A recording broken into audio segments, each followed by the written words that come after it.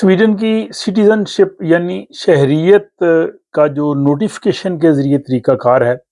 वो 1 अक्टूबर 2024 यानी इस साल 1 अक्टूबर से जो है वो तब्दील हो रहा है।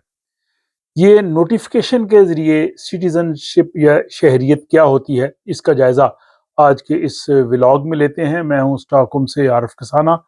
आपकी खिदमत में सलाम अर्ज़ करता हूँ। सबसे पहले हम ये देखते हैं कि स्वीडन का सिटीज़न यानी स्वीडन का शहरी बनने के लिए क्या तरीक़ाकार है।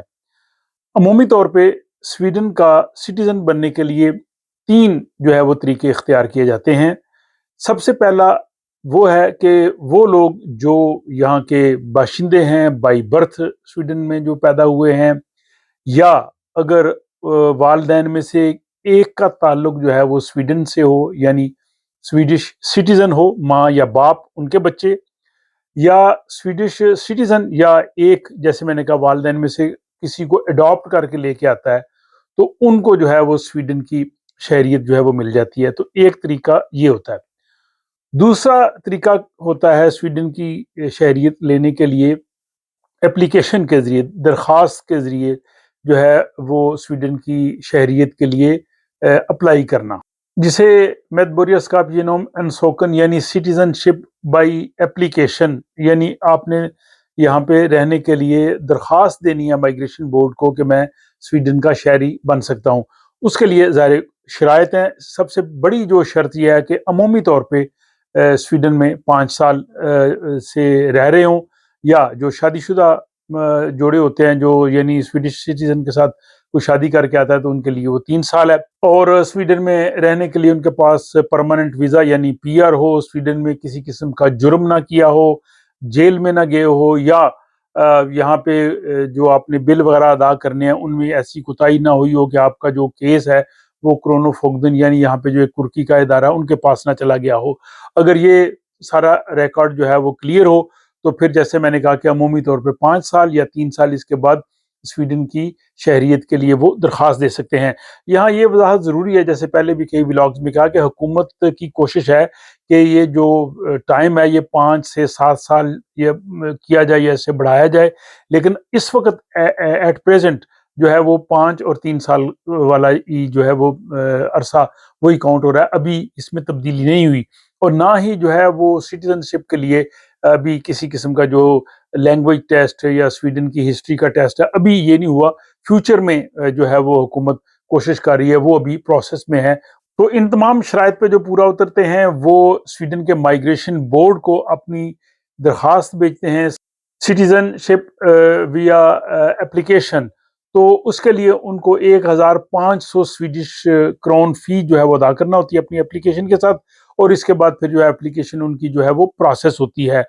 अमूमी तौर पे यहाँ पे जो 75% केसेस हैं, इस तरह की एप्लीकेशंस के लिए 32 महीने तक लग सकते हैं। बाज़ केसेस ऐसे होते हैं कि उनको विद इन मंथ जो है वो जवाब आ जाता है, और बाज़ को फिर जो है वो लंबा अरसा इख्तियार करना पड़ता है। तो इसमें इतना टाइम लग सकता है, ये भी यहाँ पे वजाहत ज़रूरी थी। और सिटीजनशिप के लिए यानी स्वीडन की शहरियत के लिए तीसरा जो तरीका है वो नोटिफिकेशन के ज़रिए है। नोटिफिकेशन के ज़रिए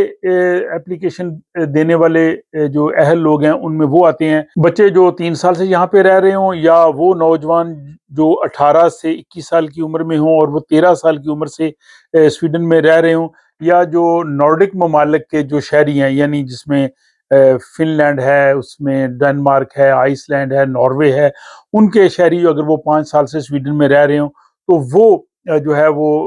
अप्लाई कर सकते हैं। अब जैसा मैंने पहले कहा था कि जो एप्लीकेशन के ज़रिए जो 3 या 5 साल के बाद दरख्वास्त देते हैं, उनमें एक शर्त और भी थी कि वो स्वीडन में बेहतर अंदाज के तौर पे रह रहे हों, यानी उनका कोई उस तरह से जराइम का रिकॉर्ड ना हो। यहाँ पे शराइत थोड़ी कम है, यहाँ पे बेहतर अंदाज़े ज़िंदगी से रहने वाली जो एक शर्त है वो नहीं है, लेकिन ये लोग जेल में ना गए हों, इस तरह का इन्होंने कोई जुर्म ना किया हो। बाकी फॉर एग्जांपल जैसे वो था कि उसमें उन्होंने बिल वगैरह ना अदा किए हों, क्रोनोफोगदन के पास गया हो, तो ये जो नोटिफिकेशन वाली क्लास है ये इससे एग्जेम्प्ट है। इसके लिए ऐसा नहीं है, लेकिन अब इनके लिए भी जो है वो 1 अक्टूबर 2024 से कानून जो है वो तब्दील हो रहा है। اور یہ صرف نوٹیفیکیشن والی جو کلاس ہے، جس کی میں نے بتایا کہ چھوٹے بچے یا نوجوان جو یا نارڈک ممالک سے جو لوگ آتے ہیں ان کے لیے، ان میں بھی اب یہ ہوگا کہ ان کا ریکارڈ چیک کریں گے کہ وہ ایسی کچھ مشتبہ سرگرمیوں میں نہ ہو، سسپیکٹڈ نہ ہو، جرائم والے گروہ سے ان کا تعلق نہ ہو، ایسی تنظیموں سے تعلق نہ ہو جو سویڈن کی سلامتی کے لیے نقصان دہ ہوں، تو ان لوگوں کے لیے جو ہے وہ اب مشکل پیدا ہو جائے گی۔ لیکن جو نارڈک ممالک کے شہری ہیں یا جو اسٹیٹ لیس ہیں، یعنی جن کا کوئی بھی ملک نہیں ہوتا، یعنی جن کے پاس کوئی پاسپورٹ نہیں ہوتا، ان کو کنسیڈر کیا جاتا ہے کہ یہ اسٹیٹ لیس ہے، تو اسٹیٹ لیس اس میں نہیں آتے۔ اب اس گروپ کی جو فیس ہے وہ نوٹیفیکیشن والوں کی فیس جو ہے وہ اس سے کم ہے۔ پہلے گروپ میں نے بتایا تھا کہ 1500 سویڈش کرون فی دینا پڑتی ہے، لیکن نوٹیفیکیشن گروپ میں جو ہے وہ 475 475 سویڈش کرون جو ہے وہ فی دینا پڑتی ہے۔ اور اس میں بھی جو نارڈک ممالک سے تعلق رکھنے والے لوگ ہیں، اگر وہ سویڈن کی سٹیزن شپ کے لیے اپلائی کریں تو وہ مائگریشن بورڈ کی بجائے وہ جناب سیدھا جا سکتے ہیں لینسٹیرلسن میں، کاؤنٹی کونسل میں، اور اس میں ان کا اور بھی جلدی فیصلہ ہوگا۔ اور ان میں جو مدت ہے نوٹیفیکیشن والے گروپ میں، ان میں 11 مہینے لگتے ہیں، اور دوسرا میں نے بتایا تھا کہ اس میں جو تقریباً 32 مہینے ہیں 75% کیسز میں۔ تو یہ تھا جناب سویڈن کی شہریت سٹیزن شپ کے لیے جو لوگ نوٹیفیکیشن والے گروپ میں فال کرتے ہیں، ان کے لیے رولز ہیں وہ 1 اکتوبر سے تھوڑے مزید سخت کیے جا رہے ہیں۔ باقی جو باقی لوگ ہیں یا جو اپلیکیشن کے ذریعے سویڈن کی شہریت لیتے ہیں پی آر لینے کے بعد، ان کے لیے ابھی جو باقی شرائط ہیں وہ بھی لاگو نہیں ہے۔ جب ان میں کچھ تبدیلی آئے گی یا اس میں کچھ اپڈیٹس ہوں گے تو وہ بھی میں ان ولاگز کی صورت میں آپ کے سامنے پیش کروں گا۔ اور اگر اس حوالے سے مزید معلومات چاہیے ہوں تو مائگریشن بورڈ سے رابطہ کر کے آپ لے سکتے ہیں۔ اپنا خیال رکھیے گا اور مجھے دیجیے اجازت۔